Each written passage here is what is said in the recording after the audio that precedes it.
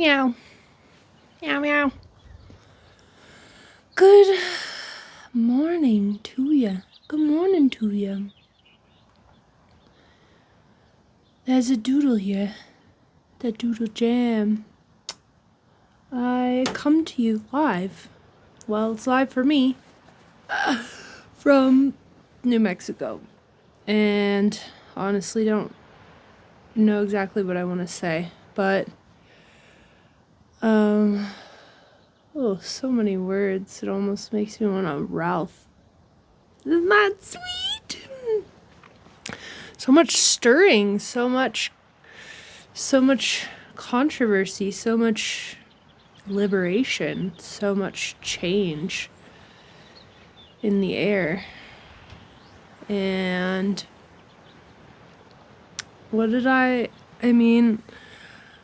I woke up from bed with a little crick in my back, so I'm going to be working it gently.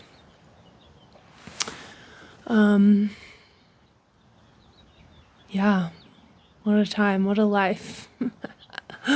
It came to my attention yesterday, or I've been identifying this theme, which is I've mostly, for the longest time, didn't want to talk about anything that would create I still don't want to create confusion, but that would, make people question me or what I was saying, or make people confused or misunderstand what my intentions were in speaking. So I took the cheery path. And it's tricky for me because I seem to be able to delve into less cheery places and topics with an enthusiasm and some sort of safety, so to speak, because for me that's always been an integral part of this life, and I've never been able to ignore those things. So I have a hard time, a strange time, figuring out what people can handle and where people are willing to go, and which topics will just be cast aside because of people's natural defense mechanisms around approaching topics that are difficult for their minds to comprehend and make sense of while living day to day. But it keeps seeming relevant that I would be inclined to talk more openly about how I see life and the dynamics at play, and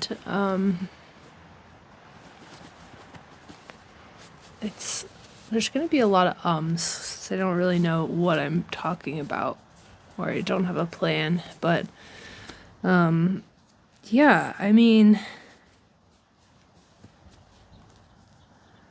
I realized at some point that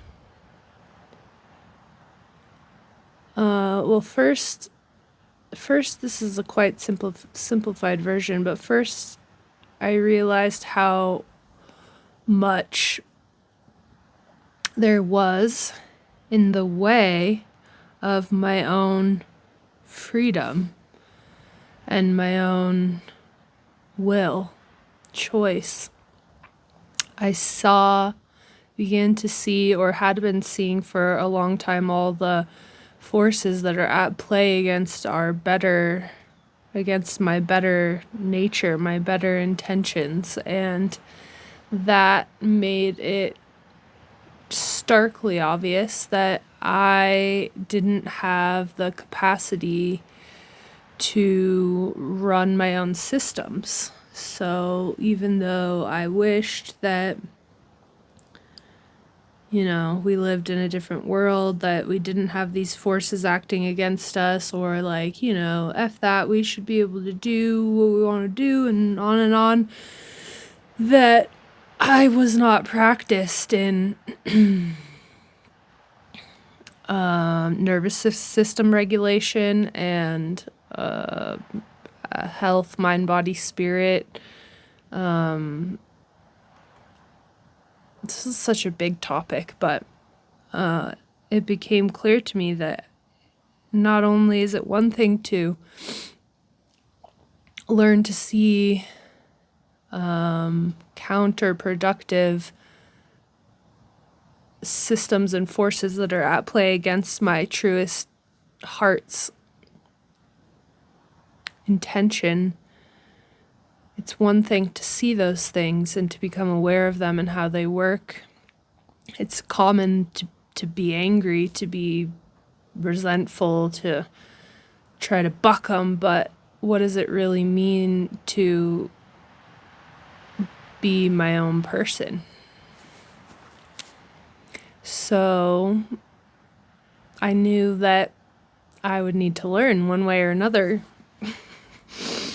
So thus I embark on the wild ride, Jam and Jatana's wild ride, Bill and Ted's excellent Toad and Frog's adventures of self-realization and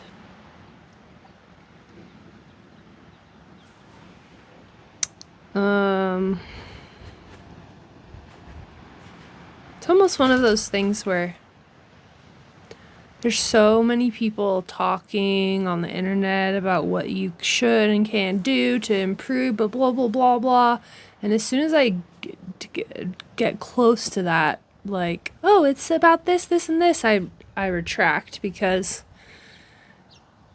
it's a deeper conversation and it's so different for everybody, what that entails and how to get there. So I'm a little hesitant to talk details, but I asked my reality when I know a change needs to happen and I don't know how it's going to happen, especially if I can start to see my own naiveness. I don't like naivete. And ignorance and lack of practice and insight. It's like, oh crap, well, I'm going to be stuck in this place forever. There must be some way through that I can't see.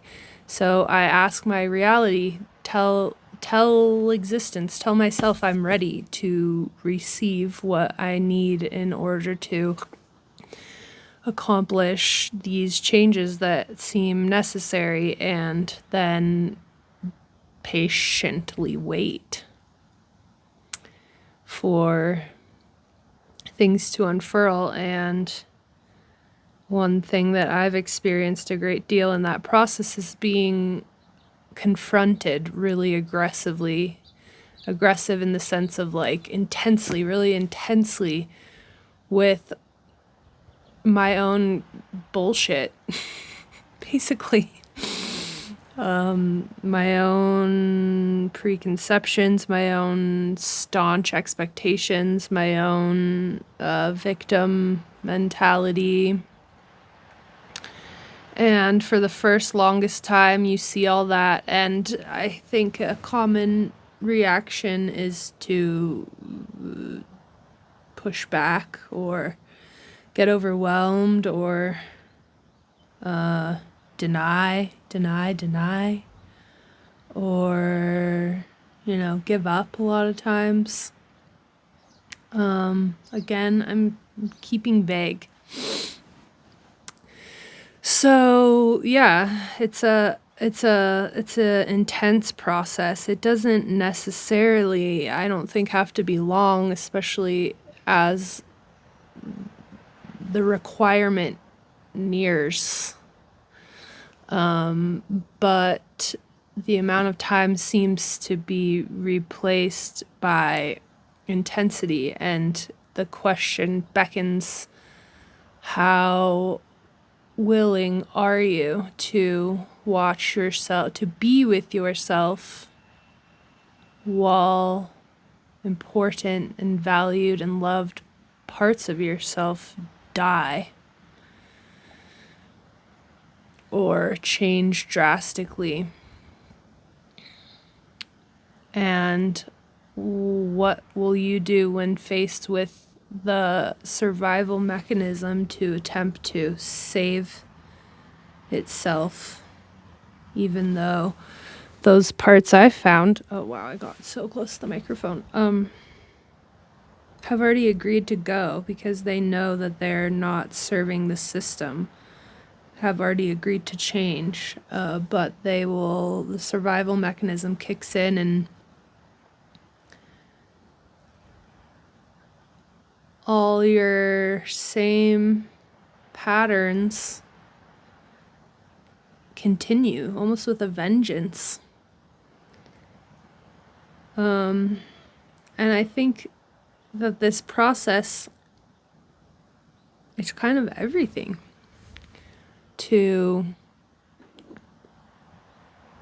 realization. So I know I'm sort of just flitting about in this conversation, but I think it harkens back to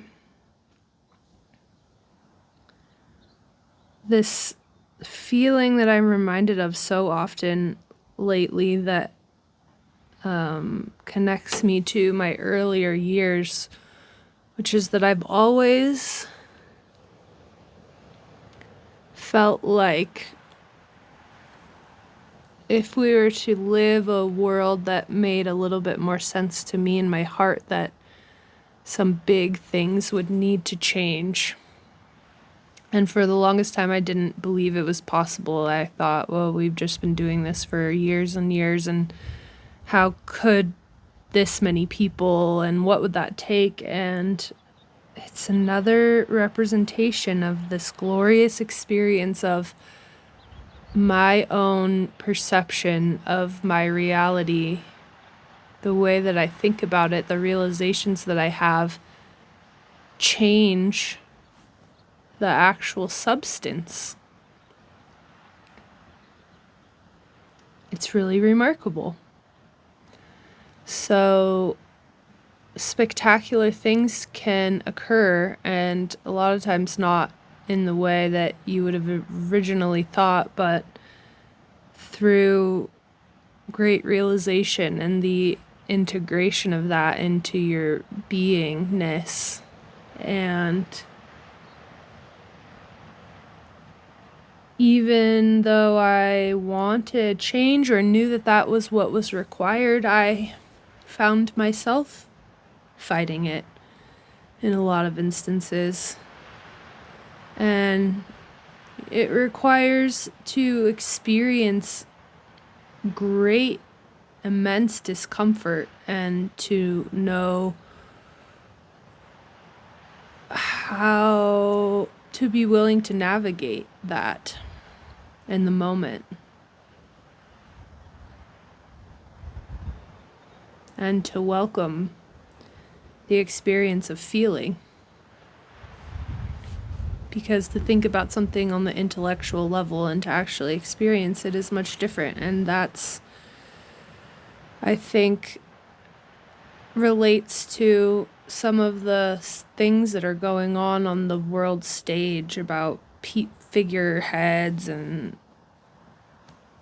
events that we want to say should never occur, and yet they are what is required in order for realization and transmutation.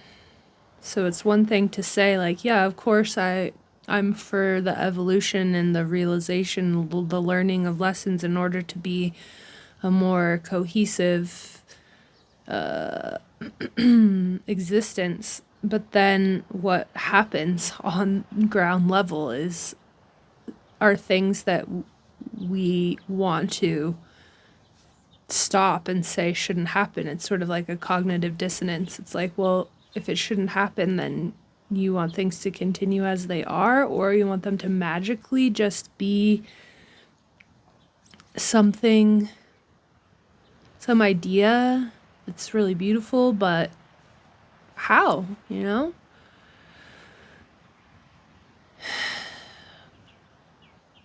The how is I've gathered the continued willingness to be present to what is and to hold space for something, an idea, over time, beyond belief sometimes, and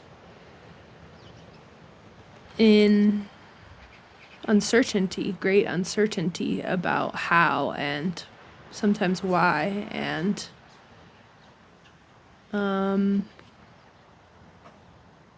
across pervasive doubt. So that again reminds me of some sort of need that I've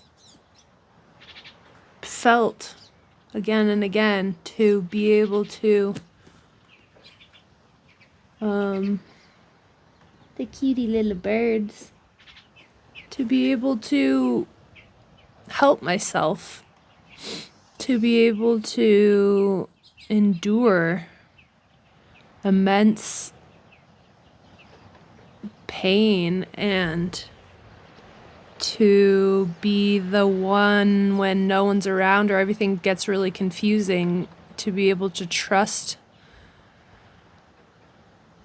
my own existence and to learn to access and integrate my own systems of understanding and reassurance, so that when things get really fucking complicated, that I can turn to me.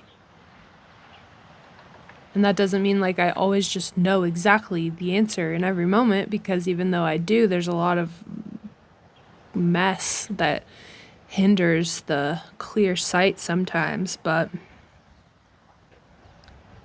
it became imperative that I have and collect increasingly more tools to be able to trust myself to carry on against all odds. Again, we could talk about details some other time, but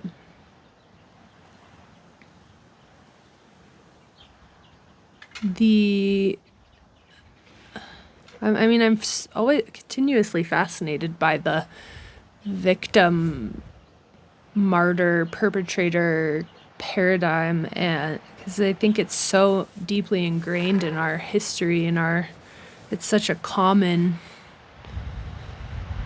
dynamic. So the victim paradigm would say that things are imparted against me despite my desires, that something could always come and take my freedom away, and that there's always someone stronger or more nefarious or something that could overpower me. And that was true. That's the thing, is these things are true so far as I give them power and credit to be so. It goes so deep, and it's really kind of, again, a personal journey with reckoning with those things on your own scale, but I've been invited to consider how every time I thought something happened against my will, that there was an element, some inkling in me that either invited that, wanted it, asked for it, or willingly gave away my own powers of understanding and action to this idea that I am at the mercy of something that could destroy me. I mean, it all comes back to this like fear of death that we've been pumped with, that is the main thing. If you unpack all these different fears and motivations, that the fear of death is like the worst possible thing. Is it? That's the thing. I've learned so much of what I know from sitting in a forest or in nature and just watching the processes and asking myself, does anything really die? I mean, the idea of something ceases to exist in its form, and it contributes to the continuation of something else. So is that death? And if you want to focus on the ceasing to exist in a certain form as death, then is that bad? Should we really be avoiding that? What? Why?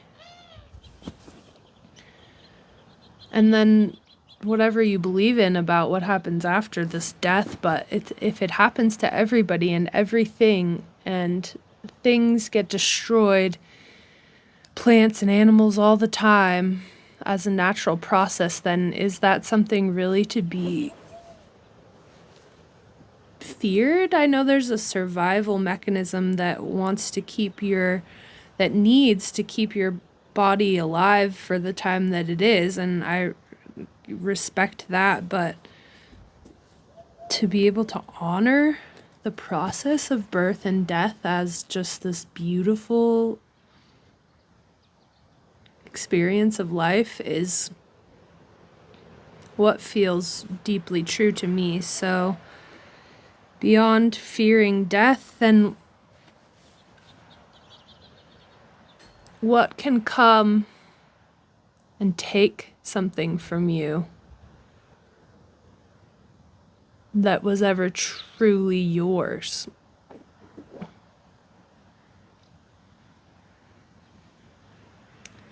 And did you not need that experience or require it in order to attain a realization that in other parts of your awareness you desire?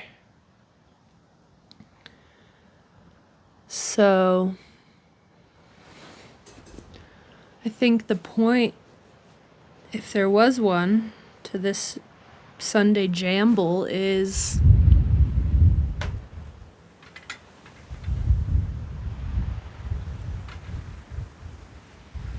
yes, this is so intense. There's so much happening that's so intense. And we require it. So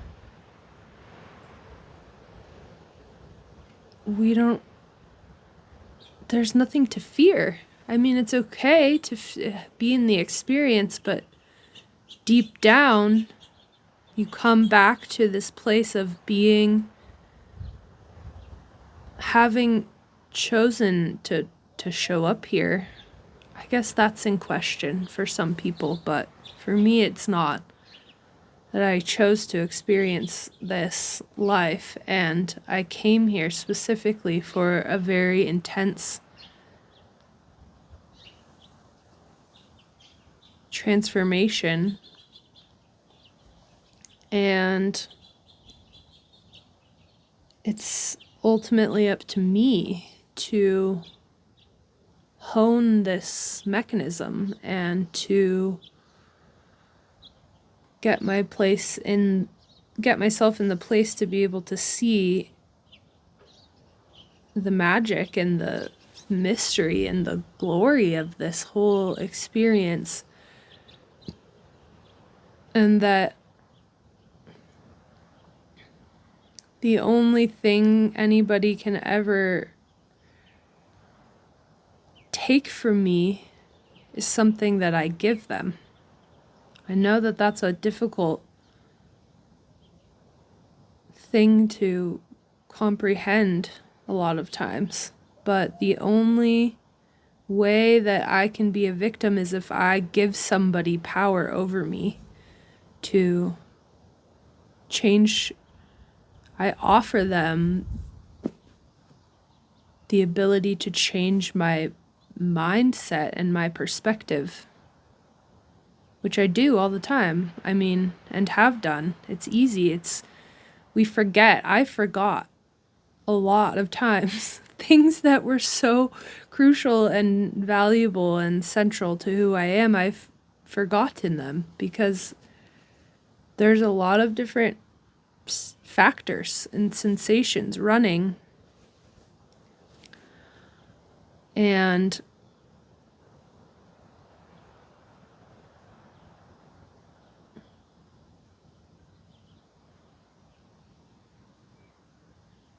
I have access to so much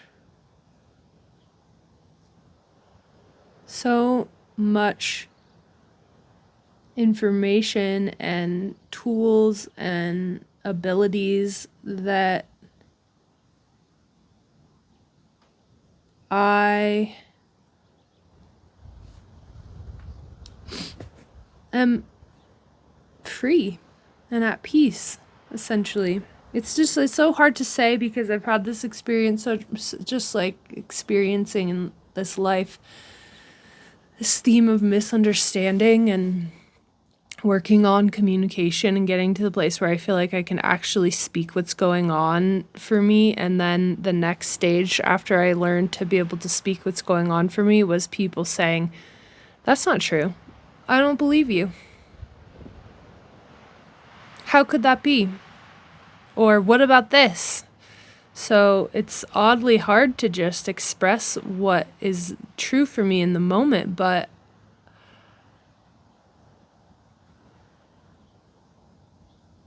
I mean, a lot of the fear of what could possibly go wrong is gone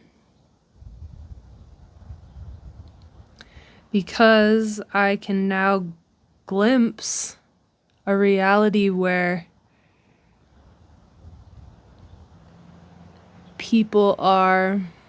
there is a shared truth. There is a shared truth. I have come to see that many, many people want the same thing. They just explain it differently. And that creates so much turmoil. And I know that beyond that, when we all have the innate, when we're in touch with our innate celebration for being in existence and the understanding of our own sovereign standing, then the rest is just play, creation. And when you have the ability to be honest in that, which you would in a sovereign standing, an honest sight of what is in front of you and what is within you, then everybody doesn't just make us live on like an Eden utopia, because we still live within a framework that creates certain conflict of idea. But if we knew who we are in our own person, then we play in the realm and we accept conflict as a depiction of existence on this planet, in this realm, and it's a play. It's a dance. And I chose to be here to experience it, and I will move on. I exist also currently in other realms, and after this body ceases to exist in this form, I will continue on into other experiments. And nobody can make me do anything that I haven't agreed to participate in for the purpose of experiencing.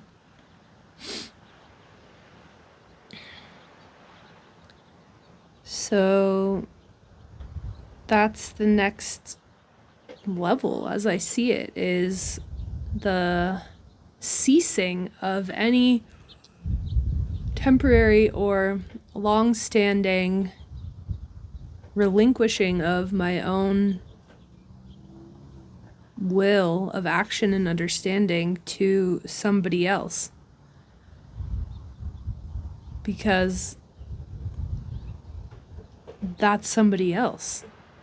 I mean, you can borrow stuff and learn from other people. You can play in these realms. You can give up your freedom if you want, as long as you know that that's what you're doing. It's when we say that it was taken by some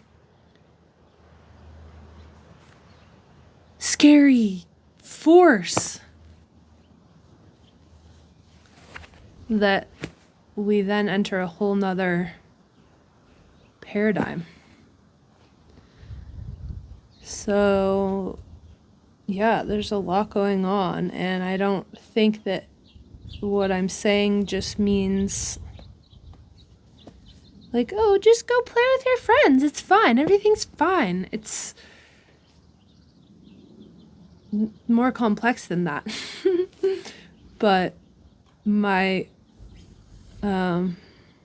I've been reminded that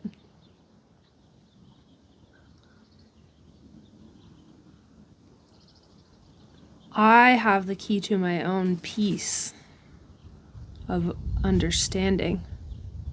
I really do.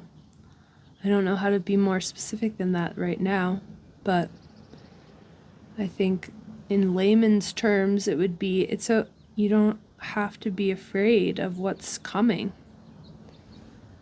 Everything is here to show us. AI and all the new technologies are here showing us something spectacular, and the fear of what might happen has always been there for everything. The fear of what might happen. But can you imagine? Do you imagine? I don't know what people think about these things, that it's actually required, that it developed this way to help further something so needed and that we're ready for. I'm not afraid of AI. I don't see much of a difference between an intelligence with parameters than us. And everything reacts back to you, to me, the way that I think about it, the way that I approach it, the way that I feel about it. Now, sometimes we have feelings and thoughts that we didn't necessarily choose, but if you're afraid of something, you're giving it your peace for some reason. What is the reason?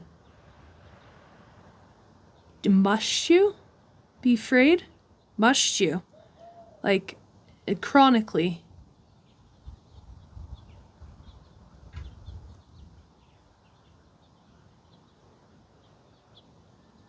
So, that's my Sunday Jamble.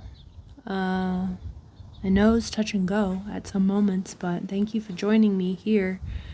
And thank you for being my invisible friends in the desert.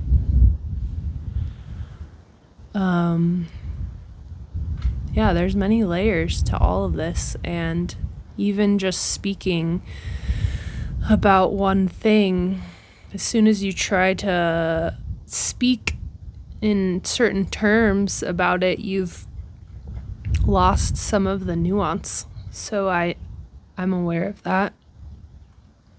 And I speak anyway, knowing that there's so much more here now.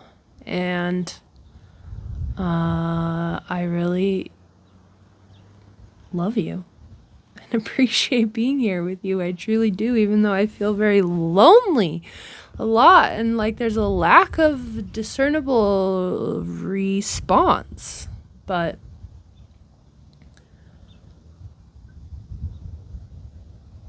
I'm here with you.